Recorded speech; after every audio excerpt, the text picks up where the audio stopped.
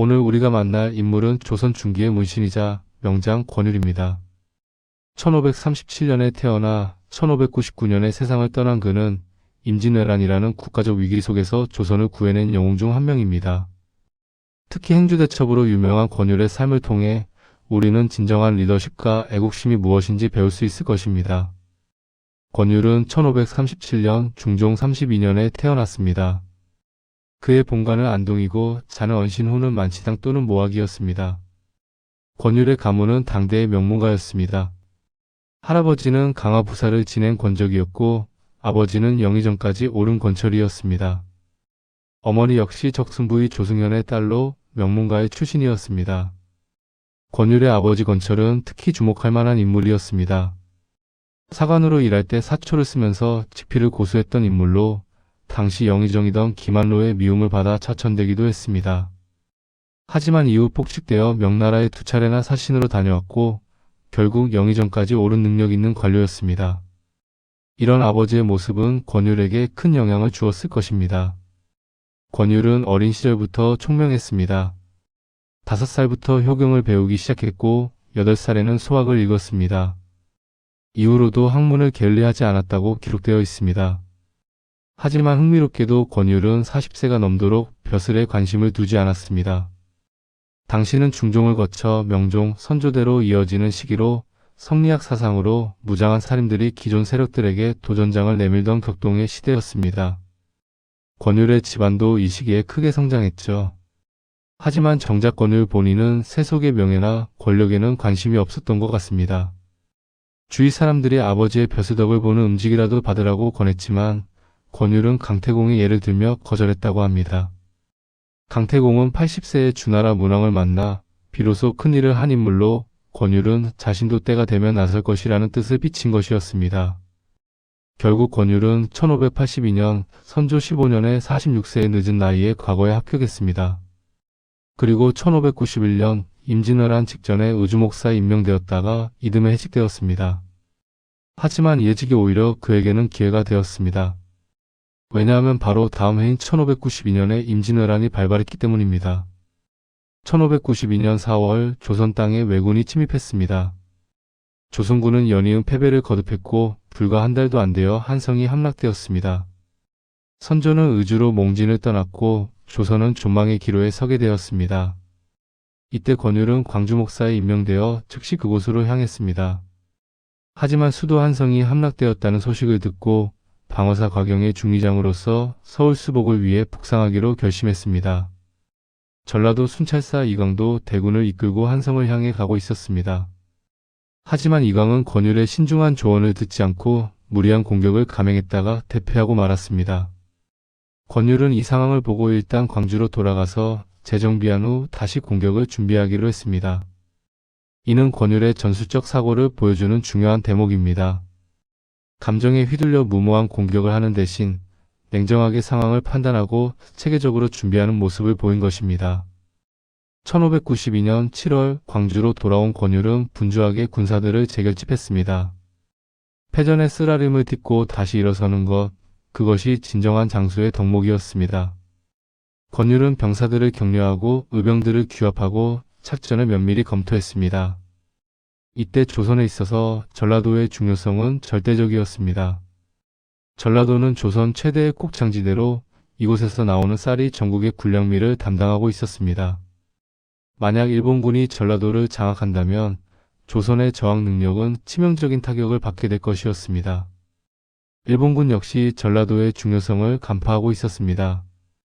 고바야카와 다카카게가 이끄는 일본군 육군이 금산을 거쳐 전주로 진입하려 하고 있었습니다. 고바야카와 다카카게는 일본에서도 손꼽히는 명장으로 조선 침입에서도 중요한 역할을 담당하고 있었습니다. 권율은 동복현감 황진과 함께 위기에 맞섰습니다. 황진은 비록 현감이라는 낮은 직책이었지만 용맹하고 충성스러운 인물이었습니다. 두 사람은 금산군 이치라는 곳에서 일본군을 맞아 싸우기로 했습니다. 이치는 지형적으로 매우 유리한 곳이었습니다.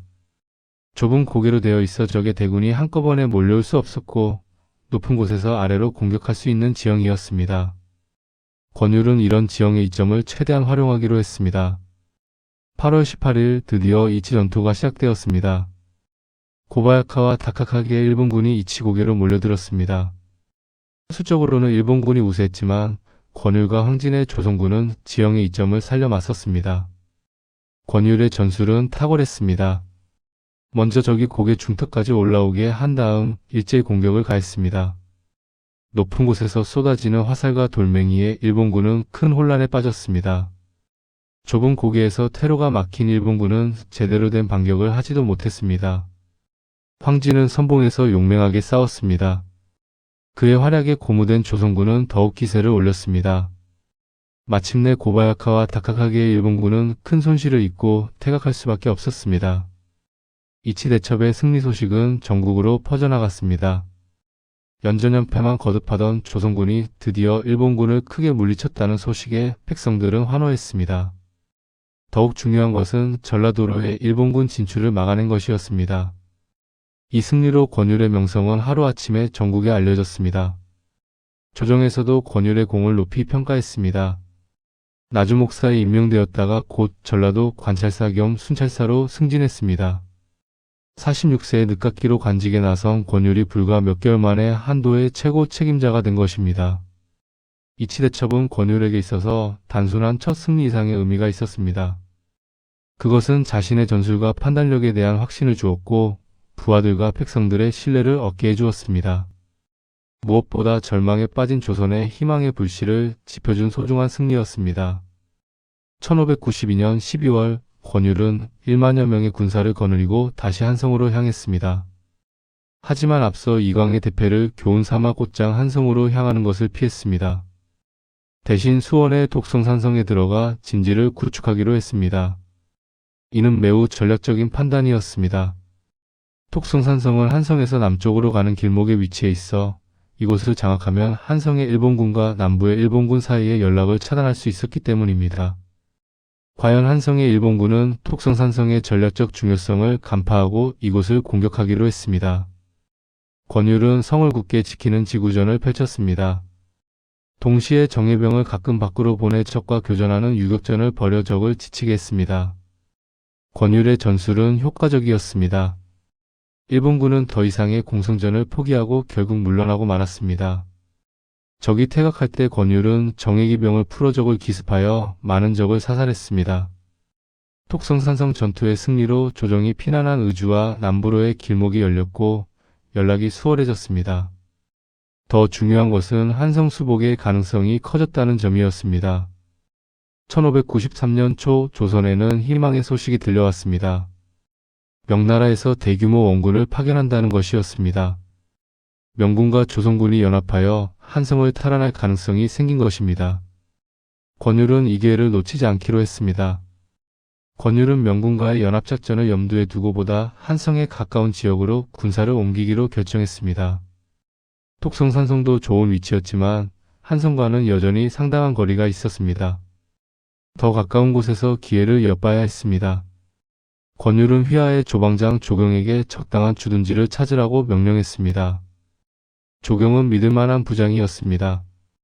그는 여러 곳을 살펴본 끝에 행주산성을 추천했습니다. 행주산성은 한강변에 위치한 야산으로 한성에서 불과 몇십 리 떨어진 곳이었습니다. 행주산성은 전략적으로 매우 중요한 위치에 있었습니다. 한강을 조망할 수 있어 일본군의 동향을 파악하기 좋았고 한성 공격의 전초기지로 활용하기에도 적합했습니다.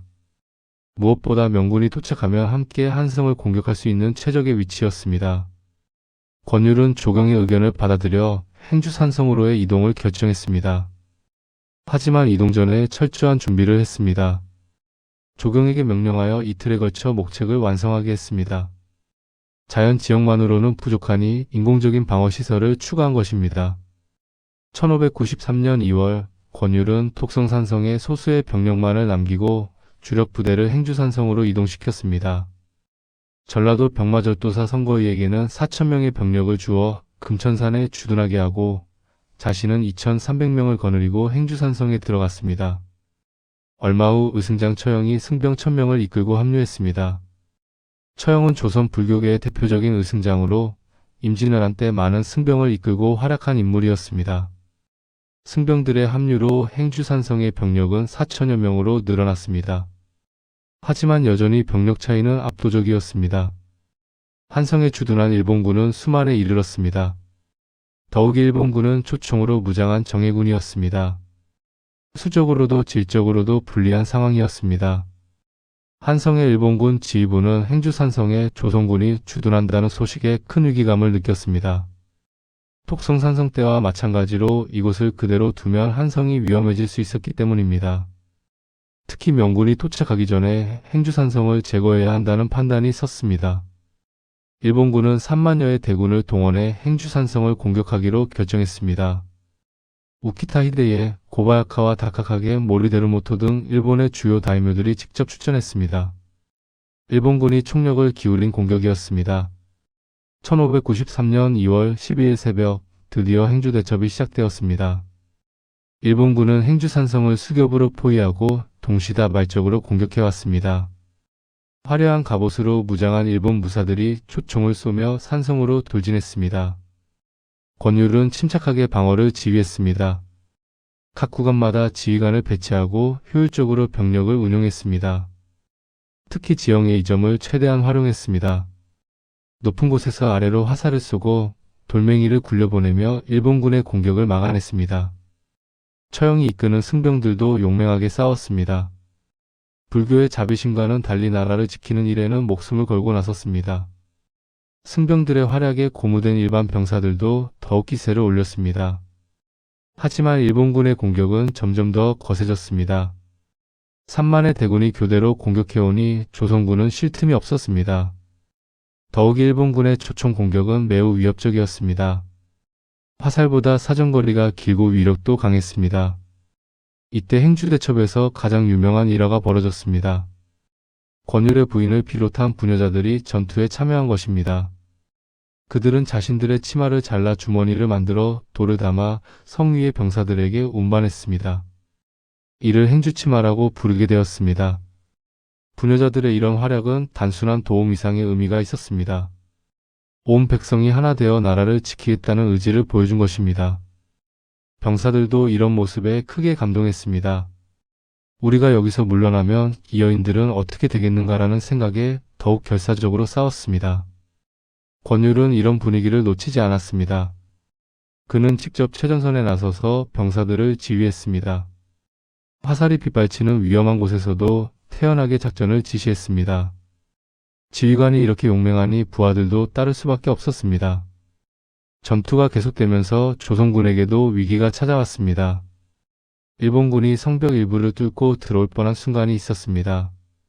만약 그때 성이 뚫렸다면 행주산성은 함락되고 말았을 것입니다. 하지만 권율의 기지와 병사들의 용맹이 위기를 넘겼습니다. 권율은 예비대를 적재적소에 투입해 위험한 지점을 막아냈습니다. 또한 반격을 통해 일본군을 성 밖으로 밀어내는 데 성공했습니다. 이렇게 치열한 공방전이 하루 종일 계속되었습니다. 해가 저물어가자 일본군의 공격도 점점 약해졌습니다. 많은 손실을 입었지만 성을 함락시키지 못했으니 사기가 떨어질 수밖에 없었습니다. 마침내 일본군은 공격을 포기하고 퇴각하기 시작했습니다. 3만 대군의 총공격에도 불구하고 행주산성을 함락시키지 못한 것입니다. 권율과 조선군의 완전한 승리였습니다.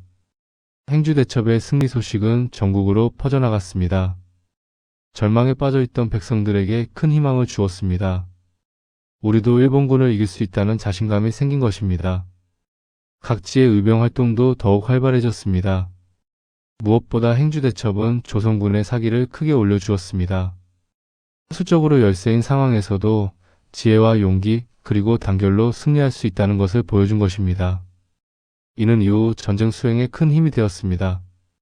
행주대첩 이후 권율은 행주산성에서 파주산성으로 옮겼습니다. 주위의 이 성을 내려다볼 만한 다른 봉우리가 없었기 때문이었습니다. 이런 세심한 배려도 명장다운 면모를 보여주는 대목입니다. 지형의 중요성을 정확히 파악하고 있었던 것입니다. 행주산성 전투의 공으로 권율은 도원수에 임명되었습니다. 도원수는 국가가 위급한 상황에 처했을 때 조선군을 총괄하기 위해 임시적으로 주어지는 관직이었습니다. 임진왜란이 발발했을 때 김명원이 도원수에 임명되었으나 이제 권율로 교체된 것입니다. 하지만 도원수 직책은 쉽지 않았습니다. 도채찰사와 직무상 겹치는 부분이 많았고 하급 장수들이 도원수의 명령에 불복하고 직속상관의 명령만을 따르려 하는 등의 문제가 발생했습니다. 이러한 문제들로 인해 권율은 1595년 10월 일시적으로 도원수에서 물러나기도 했습니다. 하지만 다음해 1월 다시 도원수 직에 돌아왔습니다. 조정에서도 권율의 능력을 인정하지 않을 수 없었던 것입니다. 정유재란이 시작되면서 권율의 시험은 더욱 혹독해졌습니다. 명과 일본의 강화 교섭이 결렬되고 일본군이 다시 바다를 건너올 것이 예상되자 도원수 권율은 대책 마련에 힘썼습니다. 이때 이순신이 가토 기요마사의 도해를 견제하지 않았다는 제목 등으로 삼도 수군 통제사에서 물러나고 그 자리에 원균이 임명되었습니다. 권율은 일본군이 대함대를 이끌고 조선에 상륙한다는 소식을 접하고 원균에게 일본군을 저지하라는 명령을 내렸습니다. 하지만 원균은 출진을 주저했고 권율에 의해 곤장을 맞고서야 바다로 나갔습니다. 군령의 엄중함을 보여주는 대목입니다. 그러나 이번에는 일본군 역시 해전에 대한 준비를 철저히 한 상태였습니다. 원균이 이끄는 조선함대는 칠천량 전투에서 그들에게 크게 패하고 말았습니다. 조선 수군의 대부분이 괴멸당한 절망적인 상황이었습니다. 당시 이순신은 권율의 밑에서 백의종군하고 있었습니다.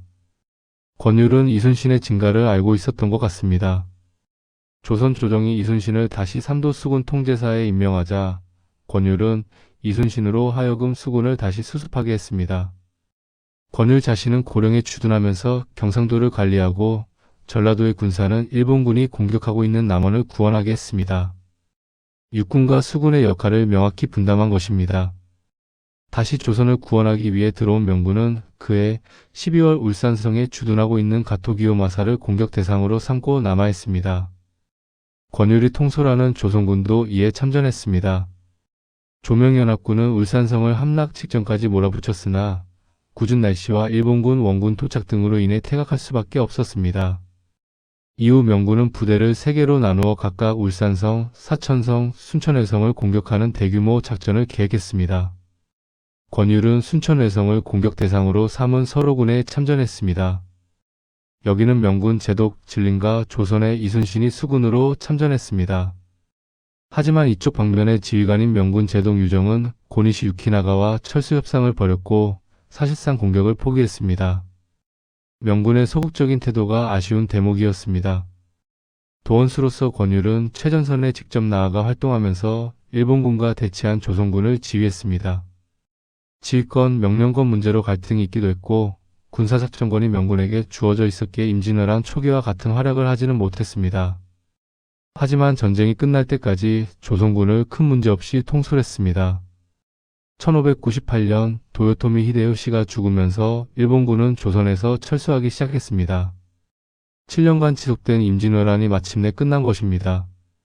전쟁이 끝난 후 권율은 1599년 관직을 사임하고 고향으로 돌아갔습니다. 그리고 그해 7월 63세의 나이로 세상을 떠났습니다. 전쟁의 피로와 노령이 그를 쓰러뜨린 것입니다. 권율의 죽음을 안타깝게 여긴 조정에서는 그를 영의정에 추중했습니다. 1604년에는 선무공신 1등에 추봉되었습니다. 1841년에는 행주의 기공사가 건립되어 그곳에 향사되었습니다. 기공사는 이후 충장사로 계층되었습니다. 그가 임진왜란 때 활약한 공훈을 기록한 권원수 실적이 전해지며 시호는 충장입니다. 권율의 삶을 돌아보며 우리가 배울 수 있는 교훈은 무엇일까요? 첫째, 진정한 인재는 때를 기다릴 줄 안다는 것입니다. 권율은 40세가 넘도록 벼슬의 뜻을 두지 않았지만 국가가 위기에 처했을 때는 주저하지 않고 나섰습니다. 개인의 영달보다 나라를 먼저 생각한 것입니다. 둘째, 냉정한 판단력과 전략적 사고의 중요성입니다. 권율은 감정에 휘둘리지 않고 항상 상황을 냉정하게 판단했습니다. 이치대첩, 톡송산성 전투, 행주대첩 모두 치밀한 전략과 전술의 산물이었습니다. 셋째, 진정한 리더십은 솔선수범에서 나온다는 것입니다. 권율은 항상 최전선에서 병사들과 함께했습니다. 그의 용기와 희생정신이 부하들과 백성들을 감동시켰고 그것이 승리의 원동력이 되었습니다. 넷째, 협력과 화합의 중요성입니다. 행주대첩에서 보듯이 관군, 의병, 승병, 그리고 백성들이 하나 되었을 때 기적 같은 승리가 가능했습니다. 권율은 이런 단결을 이끌어낸 탁월한 지도자였습니다. 권율은 임진왜란이라는 절체절명의 위기 속에서 조선을 구해낸 영웅입니다. 그의 정신과 업적은 오늘날에도 우리에게 큰 감동과 교훈을 줍니다. 개인의 이익보다 공익을 먼저 생각하고 어려운 상황에서도 굴복하지 않는 불굴의 의지, 그리고 모든 사람들과 함께하려는 포용력까지 권율의 삶은 우리가 추구해야 할 가치들로 가득합니다. 행주산성에 서서 한강을 바라보며 조국을 지켜낸 권율 장군의 모습을 우리는 영원히 기억해야 할 것입니다.